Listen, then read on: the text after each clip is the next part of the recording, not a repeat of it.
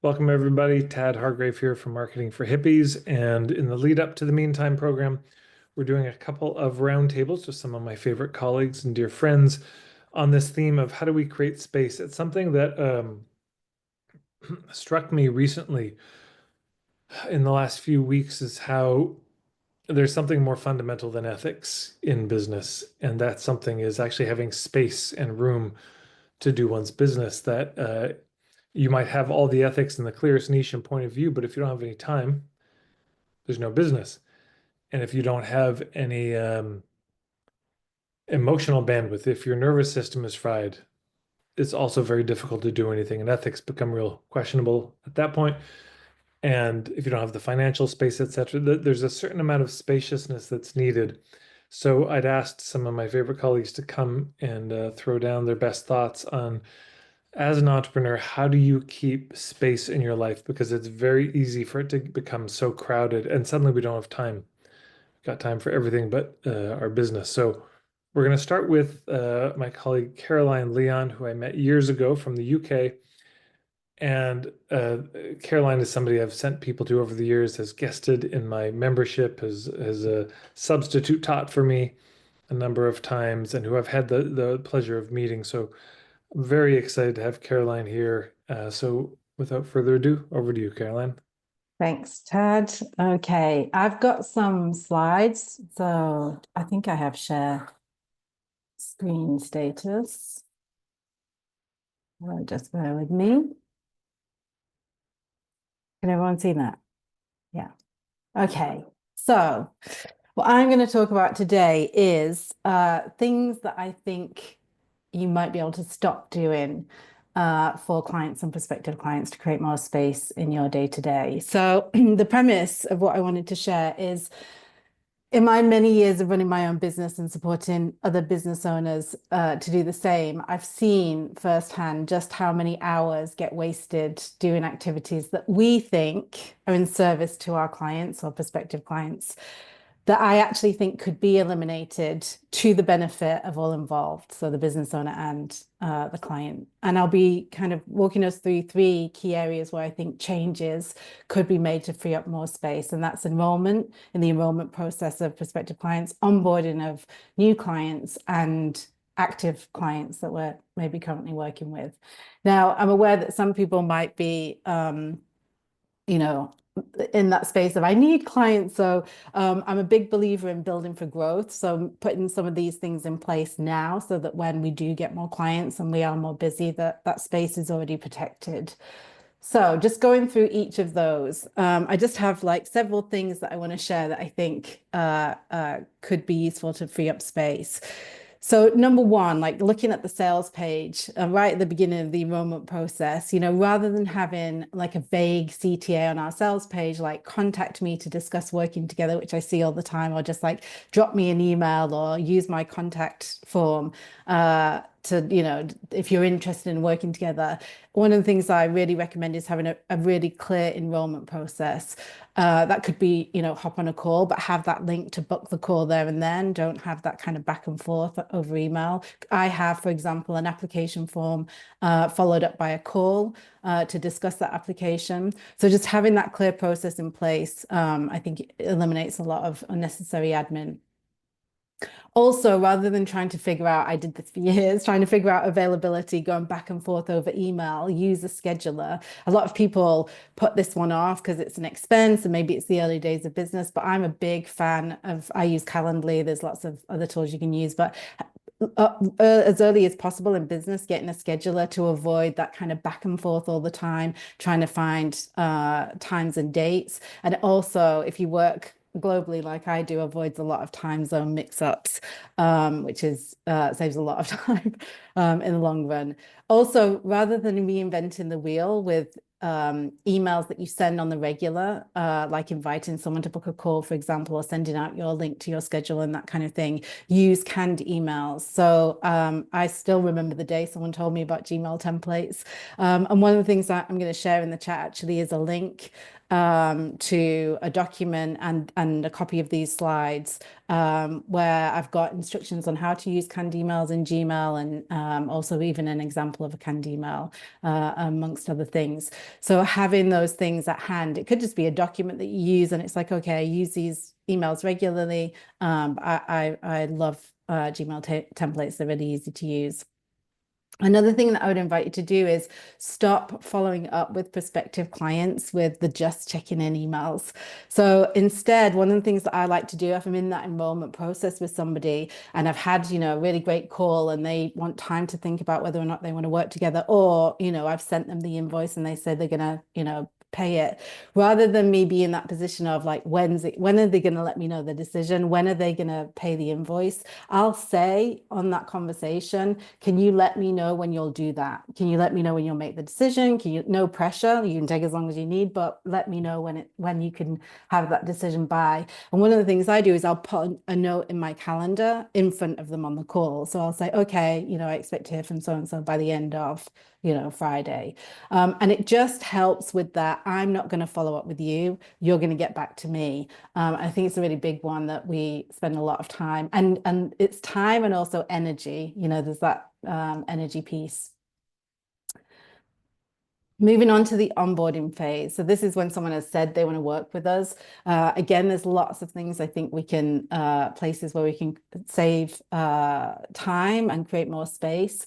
One is for me that I've just found hugely useful is having a welcome pack or a document that lays out my policies. So things around like between session communication, what happens if you're going to be late to a call? What happens if you need to cancel a session? Rather than deal with those things on the fly as they come up. And waste that time with the client having to think I need to know the answer to this, or things happening in a way that you don't want them to happen. And then you have to kind of retrospectively tell people, this is not how I want you to do things. Have that laid out. One of the things in the link I'm going to share is a link to my welcome pack. So I always invite people, I'm not precious about copyright. If anyone wants to take any of it and reuse it for their own welcome pack, they're more than welcome. But having that upfront, I think, is a really great way to kind of minimize admin.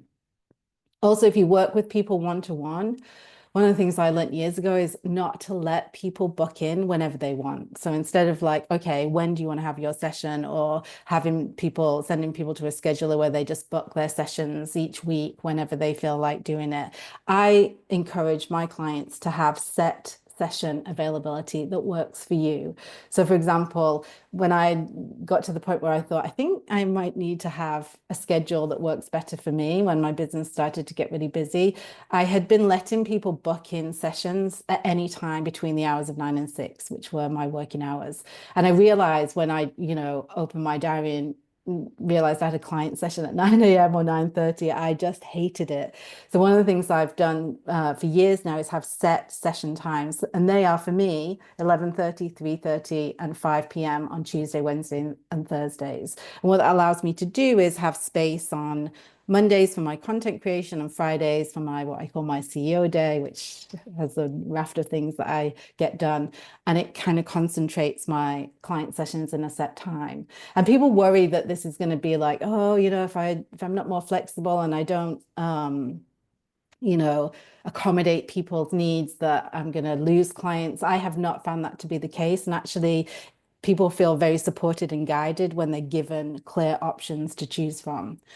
Another thing that has been just a game changer for me in my business is not offering weekly or every other week sessions. And so this takes a bit of explanation. So instead of saying, we'll meet. And so instead, what I recommend is, saying to clients, we can meet, depending on when you want to meet clients, but, 2 times a month or 4 times a month. And what that does is it gives you a potential 5th week off when you've got the months that have 5 weeks in them. And there are about 4 or 5 of them in the year.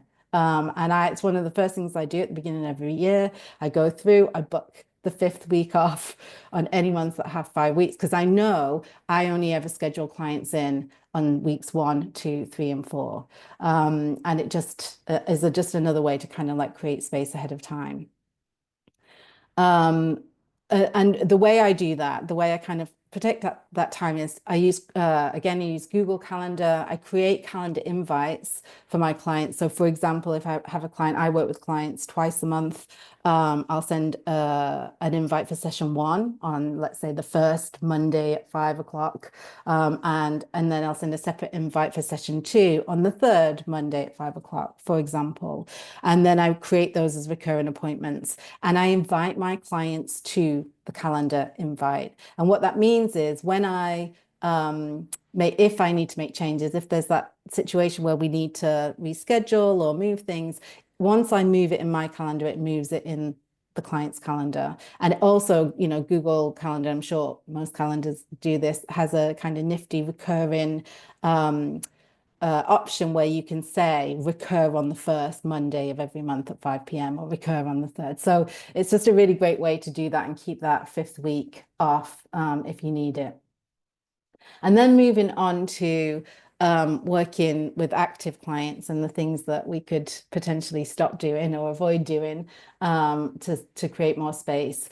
So number one, it's weird, I haven't had to say this for a long time, and I said it to a client, a new client this week. Stop writing up notes after client sessions. So it's another one that I hear people come to me, and like I say, it's been a while since someone has, but someone did recently, and they, moan about the amount of time they have to spend after sessions with clients writing up notes of the session. And my first question is why? Why are you writing up the notes of the sessions? I believe personally that it's more impactful if having notes of the client session is important. It's more impactful for the client to do that work anyway, and it saves you precious time. And these days, with the amount of AI tools we have, you don't even need to take notes anymore. You could just use something that takes notes for you. The other thing that I used to do, I don't do as much these days because I have a different system, is asking clients to get back to you in 24 hours with their top 3 insights from the last session. Again, it's putting the onus on the client to do the work, which is more impactful for them and saves you a ton of time.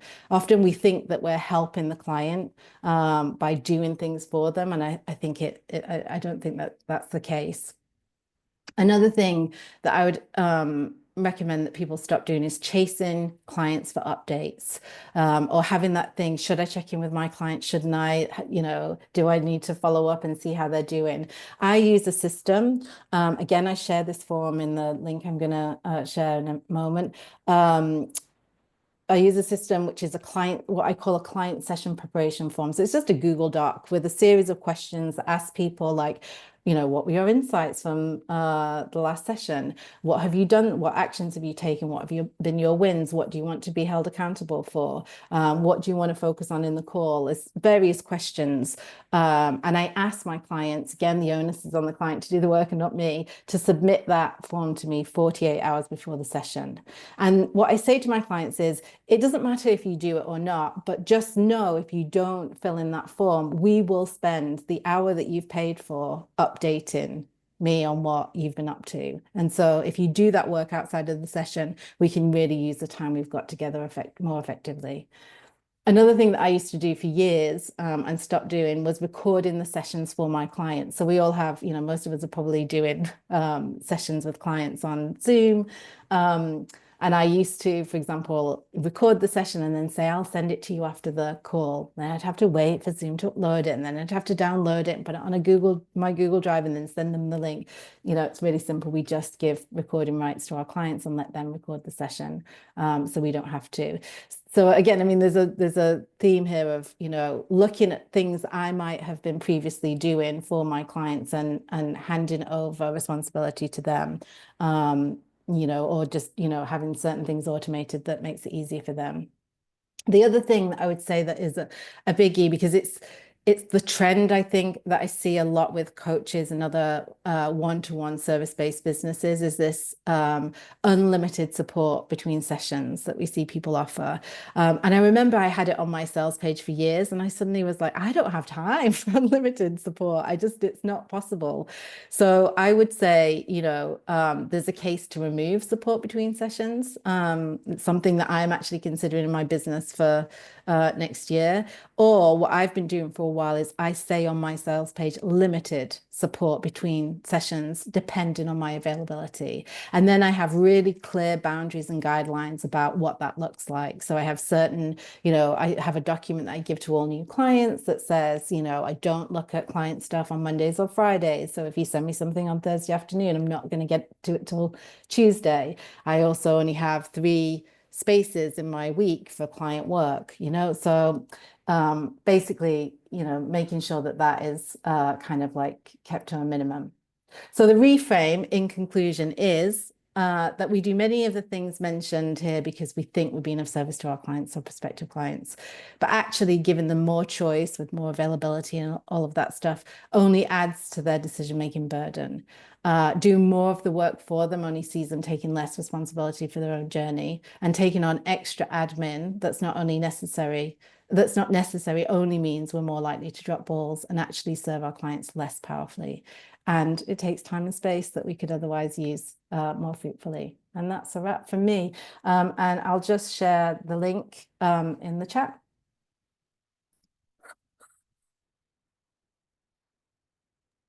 Grand. And for those of you watching, the link will be below the YouTube video, so you can check that out. Then I love that, Caroline. It's interesting too about I find having people fill in a form or writing something, they're going to be a lot more succinct. When people talk, they have a tendency to ramble, and now somebody's listening to me and it all comes out. But you can ask for, you can give a character limit too, in this many characters, what's get to the heart of it.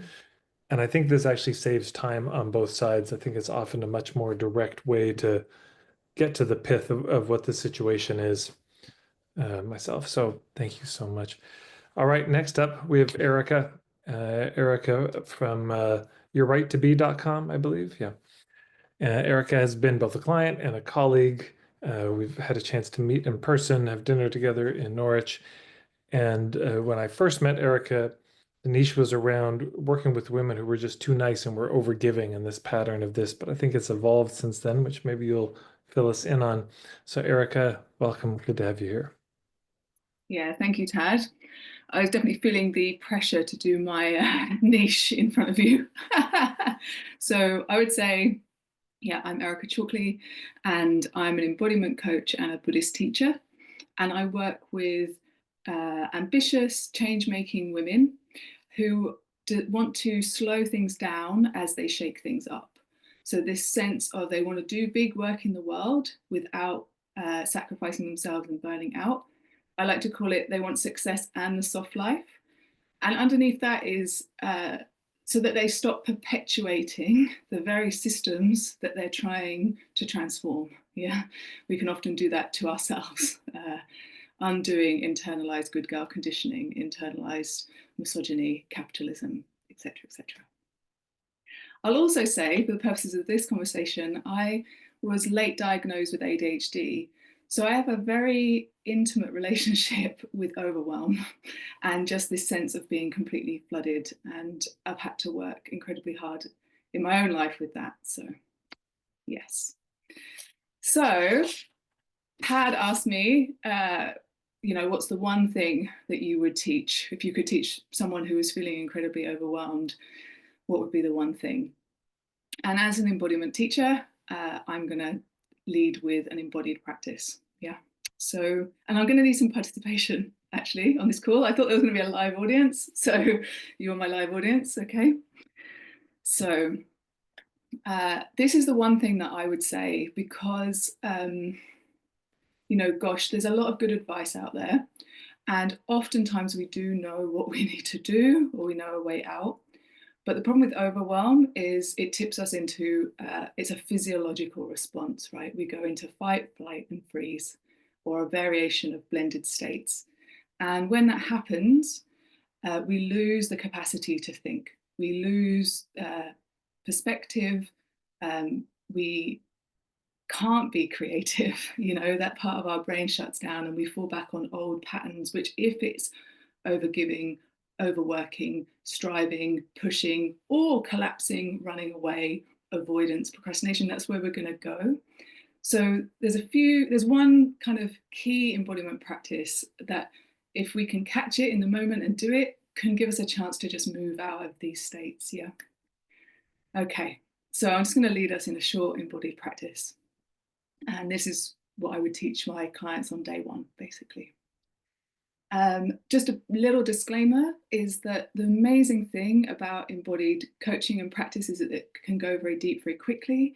That's also just a little warning. You think, I'm just going to do this little practice, and it can take you a little bit by surprise. So just go as deep or as shallow as you need to today. Okay.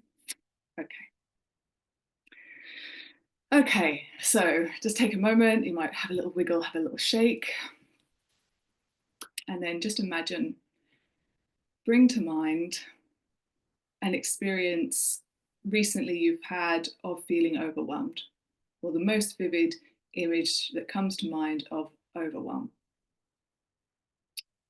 And bring it to mind as vividly as you can, like step back into that moment. And begin to notice what starts to happen. Like what happens to your breath. Notice maybe any tension that starts to build as you bring it back to mind. Can you picture what happened with your vision? Maybe even your thoughts. And if you want to pop any words in the chat, that would be great. But I'll just say for me, everything gets, I can't quite breathe. Everything feels a bit squeezed. Yeah, almost stop breathing. Yeah. My eyebrows start to raise because I go into like kind of startled deer. So I go into freeze. What else have we got here? Yeah, tunnel vision, shallow breathing, mouth dry, heavy, sad, jittery, body needs to move. Yeah, so just noticing that. And if you were going to exaggerate it slightly, what would be like the exaggerated posture of that? If you're going to take it to the nth degree, mine would probably be sort of like freeze mode. And then, without staying here too long, just bring back to mind the to-do list that you were working through, or all the things that you had at that moment that was overwhelming. How does that appear to you from this state, from this embodied perspective? Endless. Yeah. Can't even look at it. Yeah, I just go into like, I can't do this, I'm not good enough, why have I even chosen this path? I'm like out, makes me want to cry, burst into tears. Yeah. So just noticing that and noticing your particular pattern, just taking a little snapshot of it, and then let's shake it out and move. We don't want to stay here too long. Not pleasant. And yet we can be very habituated to it, and our culture is like this, okay? Okay. So now, shaking that out, I want you to bring to mind a time where you felt relaxed and confident in your work. It could be in something you do for pleasure. So this sense of being relaxed and, yeah, kind of in your zone, confident. You might felt, I don't know, yeah, you're in your space where you feel good about yourself. And again, we're just going to track those same things. What's your breath like here? Bringing the scenario back to mind as fully as possible. Notice the body, maybe if there's expansion or ease. Again, what's your vision like here?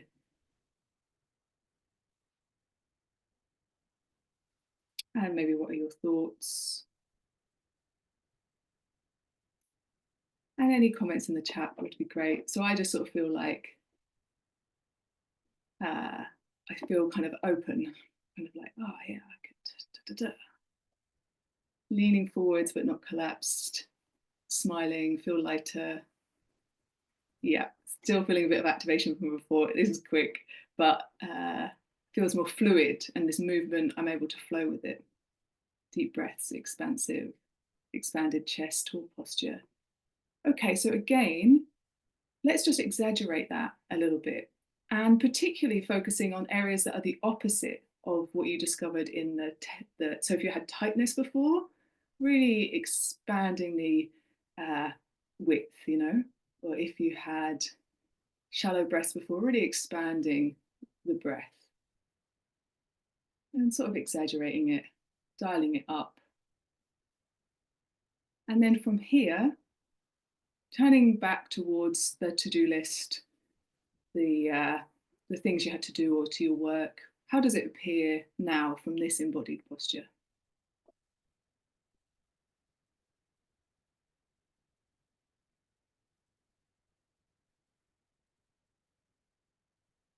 So for me, I feel a bit more like, oh, it's not the end of the world. Like, okay. Nonchalant, yeah, a bit more nonchalant, a bit more less catastrophizing. It almost feels fun. Feel like I can chip through it, feeling vigor and determination. I like that. Good use of the word vigor. Yeah, definitely lighter. Okay, so from here, I think I've still got a little while left. Yeah, okay. So straight away, you've got this change in state, yeah? Very simple, that you could do that in 2 minutes, yeah? Noticing how you are, bringing to mind a sense of expansion or a place where you feel relaxed and confident, sinking into that, and then turning back to your work, seeing what then feels important or not. And some things you'll find then you're like, I don't need to do that.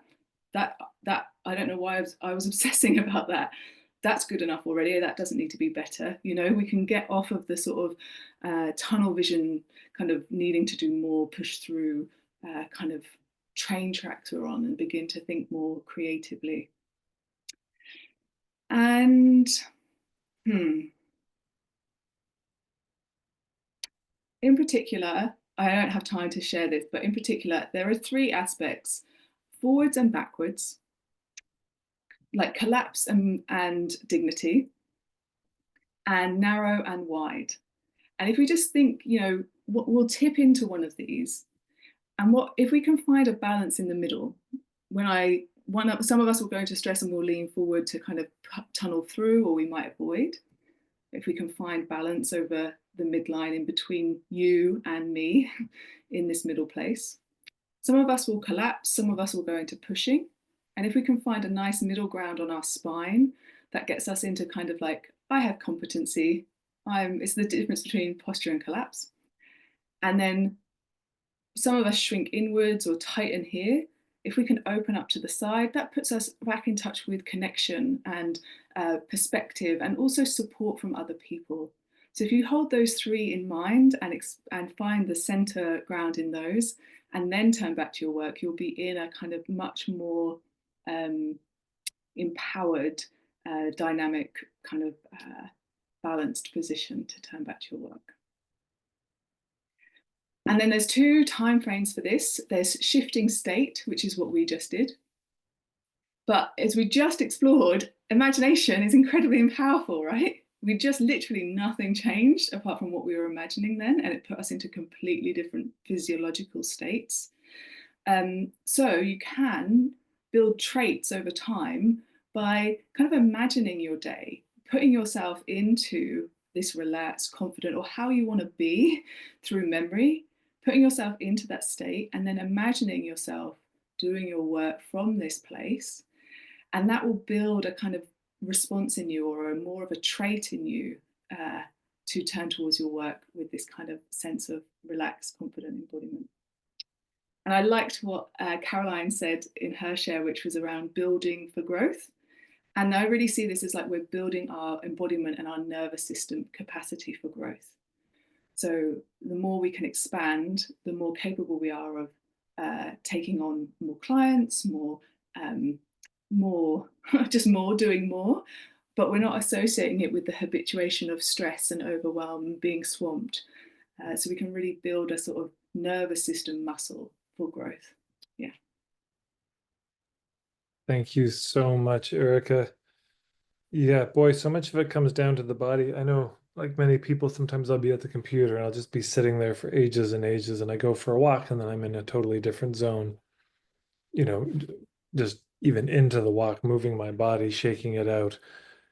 Um, yeah, it's very easy to get stuck in not just being sedentary, but a stressed sedentary position and the body locked up. So yeah, so important to break that up. So thank you so much.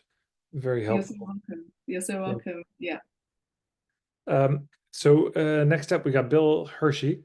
Bill is in my membership and a colleague of mine who does a lot of work on strategy for businesses. And I know there's been a number of things you do, but maybe you'll give us the update on what you're up to now. But also a business coach who has a lot to say about business systems and thinking that through. So, Bill, over to you, and give us your website as well, and take it away. Thank you so much, Ted. And I'd love to share my screen with everybody. If you could give me that little permission. Sharing is caring. I have a lot to give y'all. And maybe I can start by saying we're good to go on that. Okay, thank you so much. So I'm gonna do a little Zoom juggle. All right, here we go. So I created a little bit of a textbook mini lesson for y'all, and Ted is going to have the link to this. He'll be able to put it in, I think this is going to be on YouTube, so you'll be able to access it there. It's a public link, has all my information on there.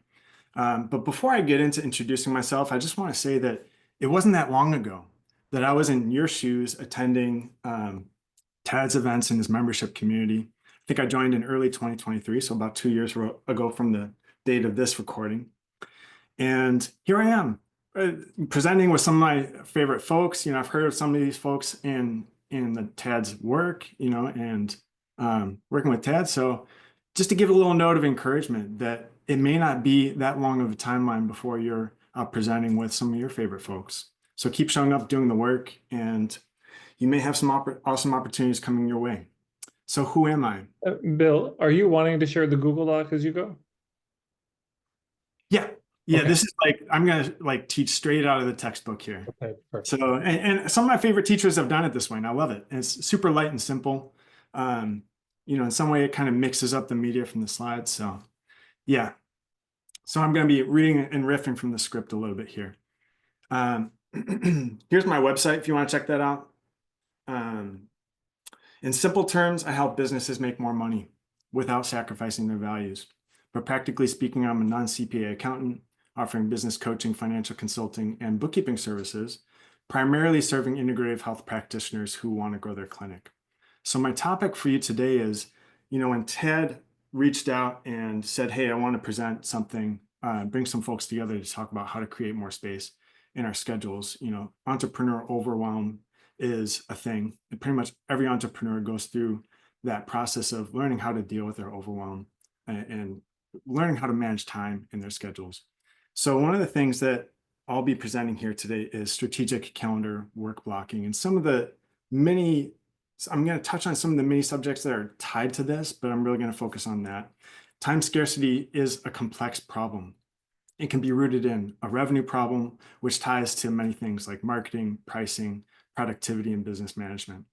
So productivity isn't actually the focus of my work, but it's one of the critical success factors of my business. And I'm going to give you a little bit of a behind the scenes tour into how I, as an entrepreneur, manage complex projects with a lot of nitty gritty details. And so structuring my work and structuring my time is totally crucial. So some of this is self-taught. I've developed it over years of being in business and before going into business as a bookkeeper for a nonprofit. And some of it I've learned through various accounting mentors. And I got to say, just a shout out to the accounting professionals.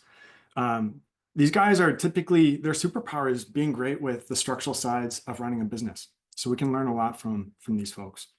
One of my accounting mentors, Jason Bloomer, quote from him just on this topic of strategic calendar work blocking. Being intentional with your calendar blocking helps you control your schedule rather than being at the mercy of emotions, tough days, team decisions, or poor planning. So just to frame up the importance of how we use our time well, and this is going to emphasize why using something like strategic calendar work blocking is so important. This is from Peter Drucker, who Taz sometimes refers to kind of the pioneer of business management consulting. Time is the scarcest resource, and unless it is managed, nothing else can be managed. So, that's to build the case that Ted is stating, that space is really at the base of that pyramid that allows for all these things in developing our business. Yeah. Another quote from Cal Newport, wrote a great book on productivity called Deep Work. Highly recommend it. It's in the resources at the bottom of this doc.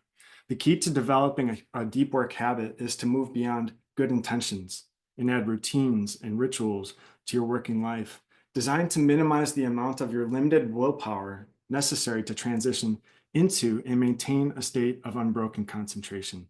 So really what Cal Newport is asserting is that by doing deep work, by maximizing our ability to focus, by structuring our time, we're able to maximize our productivity. So I'm going to state something really obvious here. It's going to be painfully obvious. It's the work time formula. And just to say, a lot of what we teach in business is common sense, but by naming it, we're making common sense explicit. And I think I might have even got that from you, Ted. I'm not sure. If I did, let me know, and I'll give you credit for that. Okay. Well, it's kind of true, right? So work equals time times rate of work.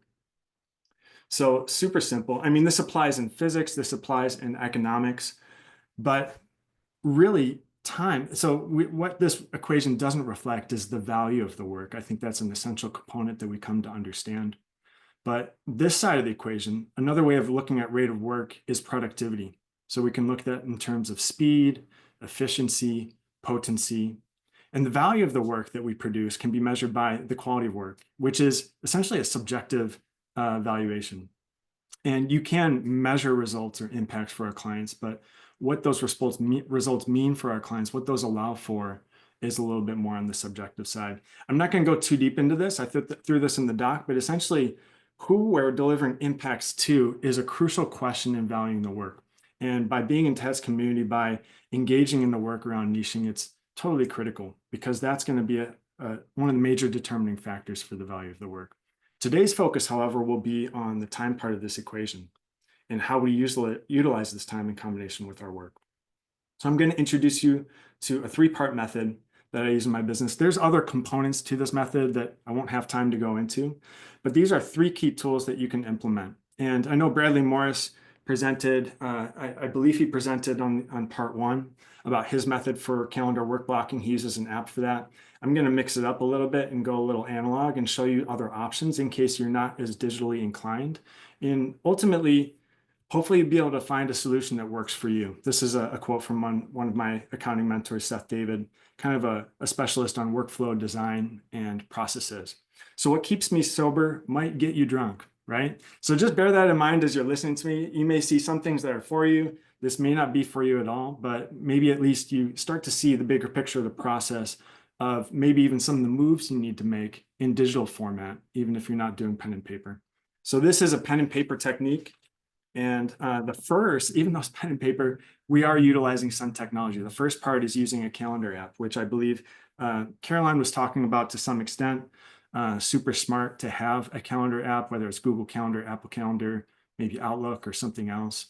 You'll want this if you're using a scheduling app like Acuity or Calendly, which will, again, like Carolyn said, save you time. But the key is, the second part is having a weekly planner, right? And it's critical in executing this method that you be very careful to sync your daily planner with your digital calendar. So in order to do that, I recommend going in weekly and just checking, making sure everything's lining up, perhaps even daily as you're planning your days. So I'm jumping ahead a little bit, but I want to show you, before we get into day planning or week planning, I want to show you how you can begin to block out swaths of time in your Google Calendar. I'm not going to actually share my Google Calendar with you today. I'm just going to show you an image of a screenshot of what it looks like. I'm kind of flashing forward into the future as of today's session. And you'll see in this calendar that I have time blocked out for my morning routine. I have time blocked out for my lunch. I have time blocked out for exercise or movement in the evening and then dinner. And so that becomes the core. That's like my personal self-care part of my daily rhythm, right? And then I have time blocks for work between those self-care items. So these are kind of anchors. And then I have time that's dedicated to light client work. I have time dedicated to deep client work. I have meetings with my subcontractor team, subcontractors who are on my team. And I have certain periods of time on my schedule. Since I do a lot of behind the scenes work for my client projects, I need to make sure I'm protecting this project time. And I have certain times on my schedule that I dedicate to appointments. And so that kind of just goes to validate what Carolyn was also saying about being specific about what times are available on your schedule for client booking. If I have a paying client who needs a time that's not on my schedule, I'll find a way to open something up, but I'm going to be very careful about where I put that. Okay, so you'll see I have content, I have rhythms for finance routine, essential business management activities. And this is something that I want to highlight. I have very specific times on here that I dedicate to emails and communications. So I call these fuels, which stands for follow-ups, emails, lists, and Slack. I use Slack for my client communications to keep my email inbox a little less chaotic. So I'm trying not to spend a lot of time in my emails in communications because I can easily yap all day if I do that. I like communicating. It's a little bit more difficult for me to sink my teeth into a project. So I need these large blocks of times away from my email in order to really dig in. Okay, so all this to say, developing rhythms in your work is really key for reducing decision fatigue. In other words, every time you have to ask, what do I do next? It's going to zap you of your energy. So the second part is weekly planner. This is for laying out your tasks and your projects for the week. I'm going to show you this down here, how this works. Basically, you can list out your top 5 priorities for the week here. I like this particular planner, but you can use just about any to do it. List out your tasks. You get bonus points if you do time estimates for each task. And you get bonus points if you start to take these and slot them into the day that you want to accomplish them. For instance, if you have a deadline or if you have to get it done before the next day, right? And so from here, you'll jump to the daily planning. And just to mention, I like using color code highlighters in order to indicate what each, the nature of each appointment, whether it's revenue generating activities or a class or something that I'm hosting. So the last part is a daily planner. You can use this is Cal Newport's time blocking planner, which I like. It costs a little more, or you can use a very cheap notebook, spiral bound notebook. I like spiral bound because you can fold it up and put it on your desk.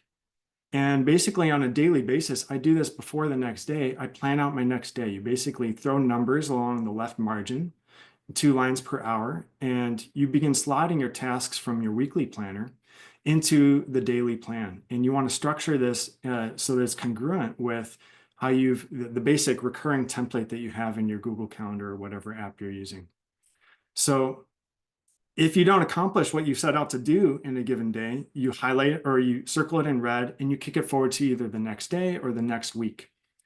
And basically last thing that I'll say as I wrap up is I really appreciate using pen and paper for this analog system.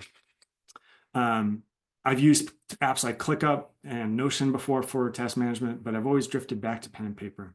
Kind of to what Erika is saying, having a somatic practice in business is helpful for me. It helps me it's almost like a somatic practice, this act of handwriting. It helps me think, it helps me remember things, helps me fortify my intentions. And I like having my schedule and my work and how I manage it, like basically being able to orient to time within arm's reach. Okay, so I talk about pricing. This is how we utilize our time to make sure that we're getting paid in a financially sustainable way. The link to my workshop is in this workbook. It will also be, I believe, in the video.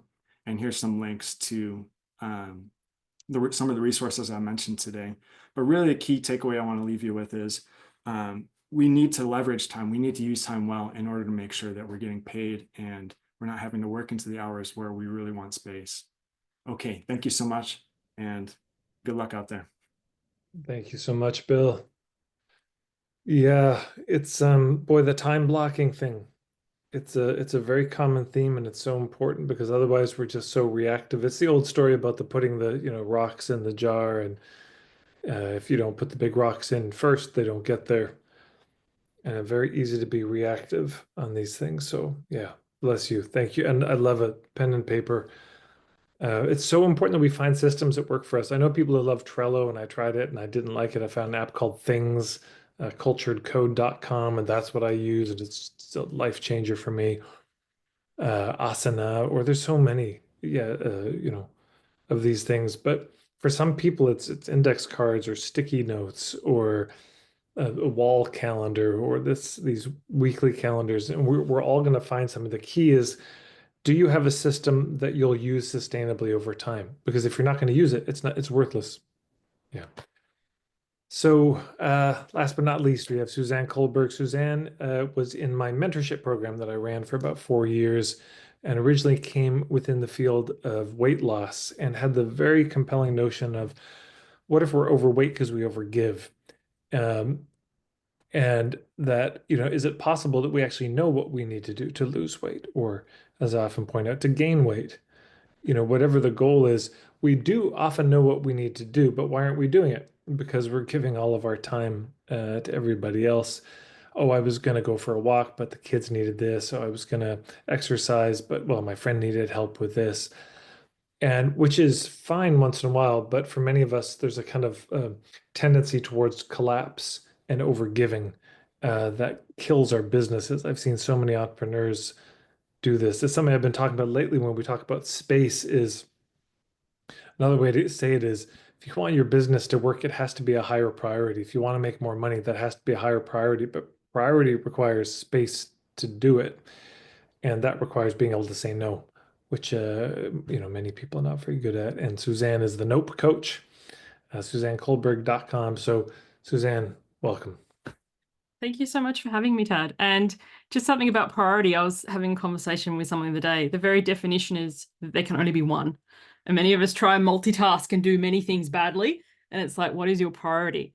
So what I'm going to talk about today is the art of saying no, set boundaries to create space. And you're going to need a scrap of paper. So just a little square of paper and a pen.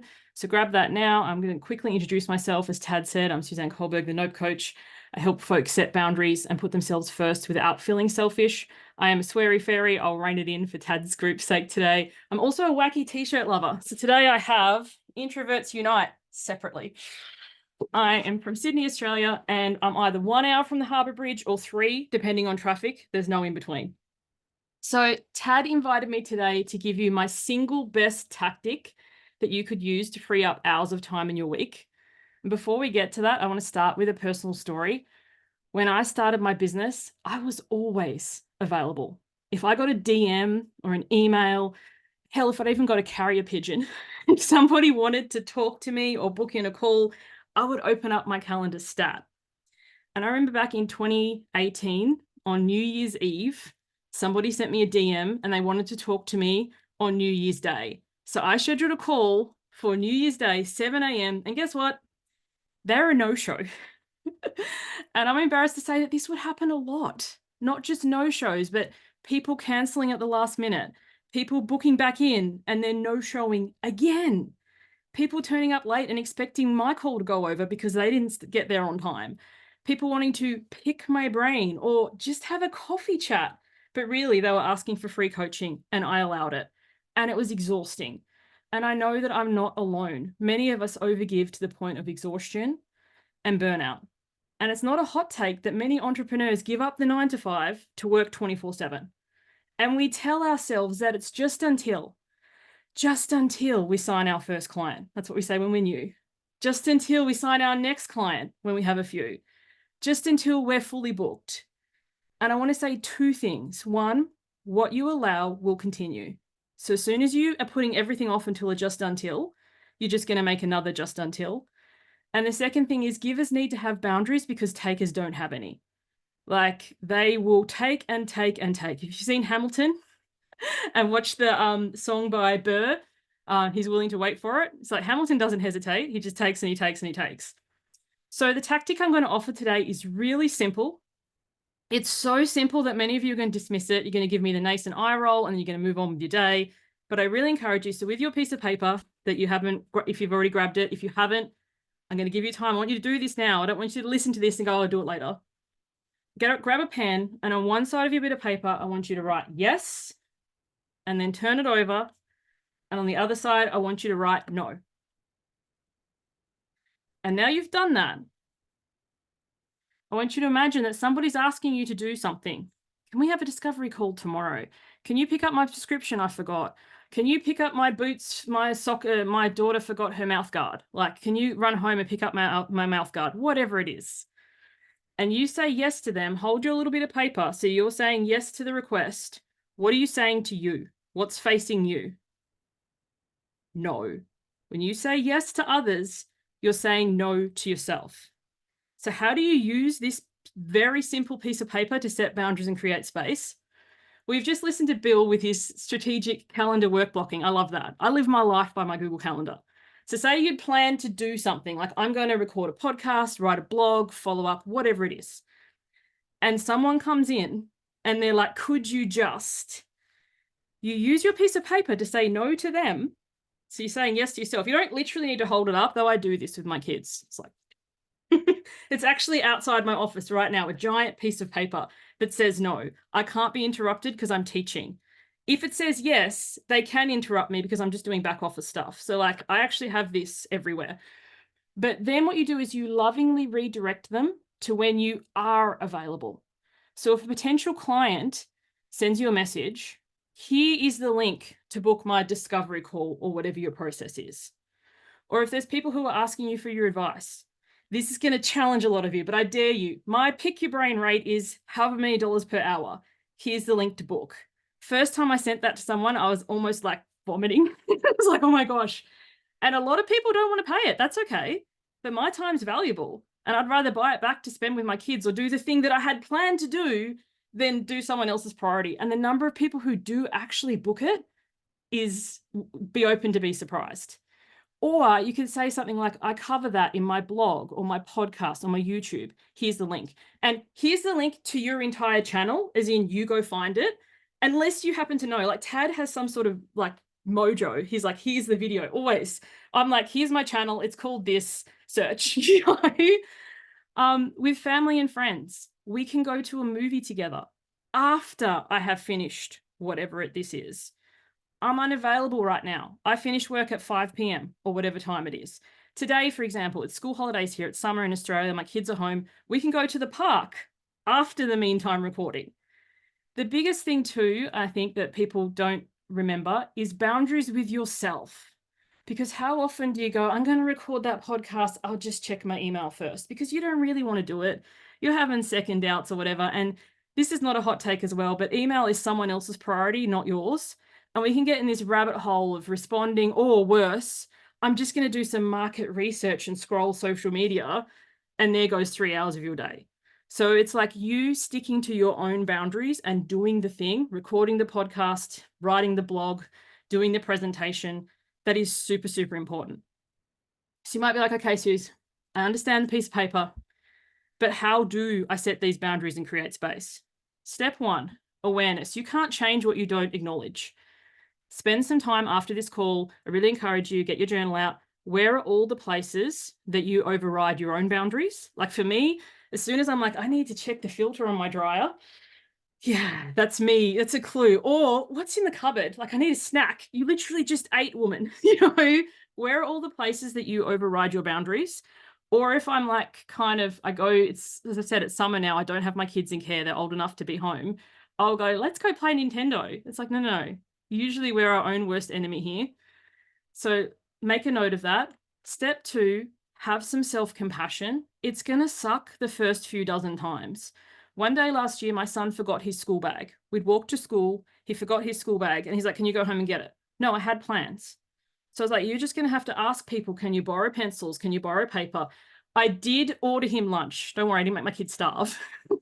But it's like me continuing to overhelp and overcaretake is not teaching anybody anything. So where are places in your life where you're going to have to say no, and you're going to have that self-compassion because you're worried about how people are going to respond, especially with clients that you overcaretake. And I loved Caroline's presentation. Do you need to be checking in? Do you need to send them notes? Like I loved Caroline's example of email me. What are your top 3 takeaways from the session? Put the work back onto the people rather than you overworking and exhausting yourself. I used to do client notes. I no longer do. What I did for 6 months is in the middle, I typed, are you really reading this? And the number of times that I had to send it to somebody until somebody wrote back and said, yes, I am really reading this, I was like, this is not a good use of my time. It made me feel productive, but it was kind of like busy work, like rearranging my desk. Doesn't need to happen, but I can work here where it's kind of messy. The third step is to rebuild your self-worth. When you start to say boundaries and say, here's my pick your brain rate, no, I won't come to your thing. I'm not finishing work till 5. You're going to have to play without your mouth guard or miss out on training this week, whatever it is. I wouldn't want my daughter playing without her mouth guard. But anyway, your self-worth's going to take a hit. You're going to think, oh, I'm a terrible mother. I'm a terrible, coach. I'm a terrible at this. The thing is, the best way I think of rebuilding self-worth is stepping into toddler energy. Toddlers don't care that they inconvenience you. Toddlers are demanding AF. Toddlers ask for everything, and we still love them. Your people will love you. In fact, they'll probably be relieved you asking for what you want. Just a reminder, I don't take calls after this time. Just a reminder, I don't answer emails on the weekend. Whatever it is, your people, they're not like, oh my gosh, I'm going to fire her now. They're like, oh yeah, I just need to be reminded. Like I used to have to remind my kids to brush their teeth every night before bed. It was frustrating, but after a while. So rebuilding your self-worth, I'm going to embrace my inner toddler. I'm going to be a little bit demanding, and I'm going to trust that my people, the right fit people, are going to love me anyway. And into the last point, step 4, be willing to let some people go. A boundary will never turn away a client or a potential client, but it will turn away brain pickers or people who aren't a best fit. And isn't that what we want anyway? Like, I love how on Tad's sales pages, he has like an are you sure page? Like, are you sure that you want to do this? Or, when you go to sign up, are you sure that you want to take this step? Because so many times people are over-giving, over-accommodating over this on their onboarding. And then when people get in and they're suddenly like, here's all the rules. And then they wonder why they get high needs or needy clients. It's like, because you didn't set this up this way. It's from the beginning. If you say, these are the times I'm available, this isn't when I'm not available, this is what's included in the package, this is what isn't, and this is how much it is, then let people make their choice from the front end. And your life will be magic. And you won't have people messaging you on New Year's Eve asking if they can talk to you at 7 a.m. the next day and they're not turning up. So I just want to end with the wise words of Brené Brown: choose discomfort over resentment. It's uncomfortable to say no to others, at least in the beginning. It's uncomfortable to feel like you're letting someone down because you're not going to go and overstep to make them feel better. But it's so much easier to manage that discomfort in the moment than the resentment. It's like, oh, now I need to drive home and get their bag. Now I need to give them that link again for the 15th time. Now I need to reschedule the call and do this again and again and again. Like, that resentment, that's what leads to overgiving, exhaustion, and burnout. So yeah, that's all I have for you today. I've got a little gift. I've got a class called How to Say No Without Feeling Mean. I'll put the link in so Tad can put it in the video description. It's normally $9. If you use the coupon code TAD, you can get it for free. And I'll also have my website there, SuzanneCulberg.com. Thank you. Amazing. Thank you. That was a sermon at the Church of Nope. Man, a few takeaways from there. Yeah, what you allow will continue. That's very true. Yeah, givers need boundaries because takers don't have them. That's just a fantastic zinger. Yeah, that's true. The 5-minute favor thing. I mean, I nailed this one pretty early. People would ask me for a 5-minute favor, and I would just say, "Oh, hey, that's a great question. I'd be happy to talk about it. Here's a link to book a puttering session with me if you'd like to." And then if they didn't book a puttering session, wasn't that important to them, which means they weren't going to apply it anyways. They were never going to use it, whatever we talked about. And then some people did, and then I got paid for it. But it's very tempting to just want to, yeah, dig in, and it could be useful, to be nice, to be good, to be kind. Remember somebody said, I'm not saying no because I'm too busy. I'm saying no because I don't want to be that busy. Yeah. And the are you really reading this? I mean, that's gold. But this is the kind of thing where you start to test, Disney hotels had this, was 20, 30 years ago, where they were wondering, do people want us to wash their sheets every night? Because they would do that. So they just left a thing on the door, said, hey, we clean our sheets every 3 nights. If you want it every night, let us know. And like nobody asked them. And they realized they'd been giving in a way that wasn't even useful. British Airways had a survey of their first class passengers. What can we do to make your experience better? And they said, stop waking us up. Just let us sleep. Because they were like, would you like some champagne? Would you like a snack? Would you like some peanuts? Would you like a hand massage? Would you like a little pillow? Do you want a blanket? Like, and they were just like, just less is more. Sometimes we assume that by giving more, they're getting more, but there's a real different relationship between, and I think this is one of the biggest shifts in business is the shift from what am I giving to what are they getting? Not how do I give value, but how do I make sure they receive value? Because it's not as obvious a translation as it looks like. Because I mean, this is no surprise to any of you or anyone watching probably, but if there's feedback I've gotten about my membership, which we're working on, is just overwhelming. There's so much content, and some of you nodding a little too vigorously. No, but it's true. There's so much, and so we think, oh, but I'm giving more content, and so that's giving more. But actually, if you pare it back and say, look, here's the essentials. Just do this and this and this. If you want more, here's where it is, but not putting it all out as if it's equal, that they're counting on us for some sense of prioritization for space in their life, because they don't know. Yeah, and amen to the filtering, the 7 a.m. no-shows. It's brutal. My God, the worst. Could I Yeah, just, oh, can I just share something on that point please. quickly, Yeah. very briefly? It's the second thing I would have shared. I just had this huge surprise in my own business with an offer which is called Wild Idling. And essentially, I hold space for women to come together for an hour a week and do nothing. And I swear to God, it's like that thing of like not overgiving. I feel like I've got all these offers, I do all these things, and this offer is getting the most positive feedback, because, and it's just such a meta level of lesson of what you're just talking about. It's like, so I feel like I need to give, and actually I'm just offering space, and like that's what these women need, and they're just coming alive with it.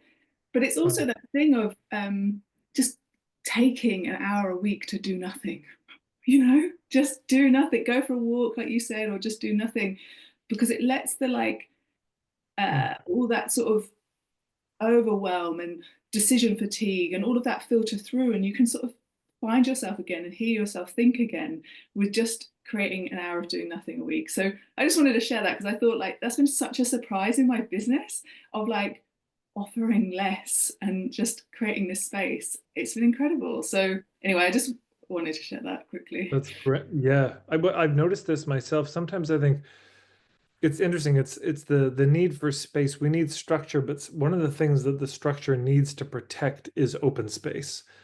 Is sometimes we're not machines, and if every second of our life is planned and structured, then it just goes against our creaturely nature. And sometimes you just need to go out and wander, have a night with no plans. I don't know what's going to happen, but that has to be protected by our own systems, because otherwise somebody needs something. There's always more need in the world. Yeah, were there any other last thoughts anyone had? Okay, so I'll just share this. Yeah, so this is the new pyramid we're working on. I don't know if the colors are final, but we tend in business, and people come into this meantime semester I do around, I think, hoping tactics. How do I bring in more cash flow, which is an important thing. But it's just interesting to notice this is way up here. It's so small. And way down here, this is the most important thing. If you don't have room in your life, if you don't have space, literally none of this happens. And I've seen people, they say, I've been in business 20 years, but the reality is they've had like 1 year of business experience 20 times. They've done the same year 20 times because they've never had the space to step back and reevaluate, which is why I think, getting help, hiring, coaching, whoever it is, and just committing the time to step back is so valuable. It's not just the coaching, but it's giving ourselves that space. Thank you for joining. And check if you're watching the YouTube video, in the description box, there'll be all this info that I've been given. Bless you all for coming. I'll release you back to the world that needs you. And we'll see you all down the road. Take Take care.